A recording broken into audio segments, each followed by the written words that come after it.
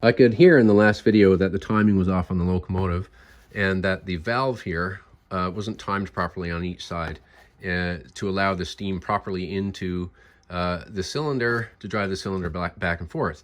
So it's a fiddly job on the Aristo-Craft 040. You have these little tiny screws there, nuts, and you got your little spanner, and you loosen those off, and you got this tool, and you fiddle back and forth, and you by hand go back and forth and see, does that sound better? Do you feel hitches as the air is trying to move through? And then you turn it a little more and you go back and forth, and you do that for both sides for a while back and forth until it's, you think it's reasonably smooth. And so today I tried it, and you're about to see the result. The locomotive does sound better. It's more ta-ta-ta-ta-ta-ta-ta. This locomotive, you're never going to get it perfect, but it does run better now, so I'm quite happy. In this picture, you can see a valve that I've taken out.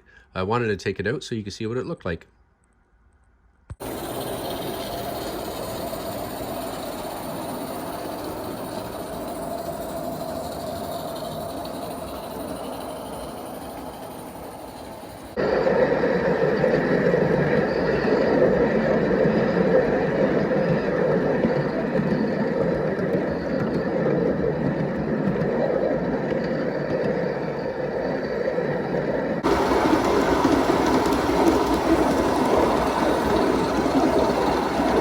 The deck is sloped here, so now the train, you can't tell from the video of course, but now the train's going uphill.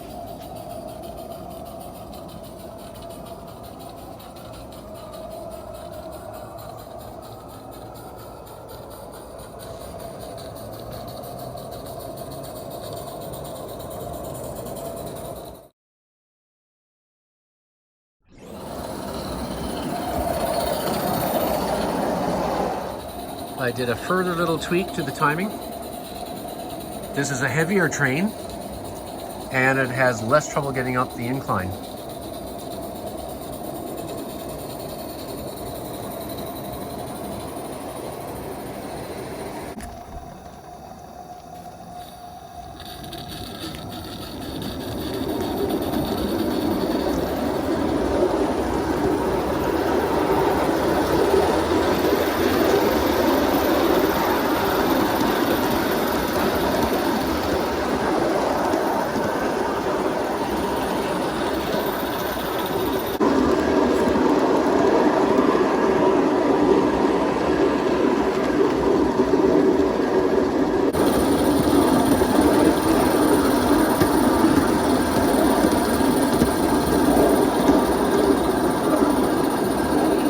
I purchased a custom-made Goodall valve from a fellow named Kevin in England.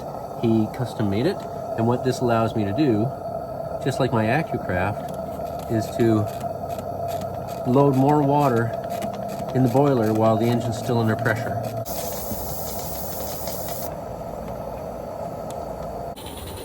Normally this engine couldn't handle a lot of weight. Well, here it is going up the incline. And these Aristo-Craft boxcars are kind of heavy. It's I just added another one. I'm certain I could add more.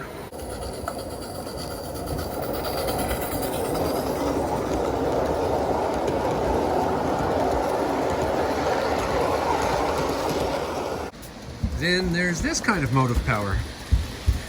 He's got more steam than the engine. After completing test runs of the locomotive, it occurred to me that the roof now overhung the rear of the locomotive in a way that it wouldn't for a tank locomotive. So here we go. This locomotive sort of reminds me of the old Prussian locomotives where the smoke box is bigger than the boiler.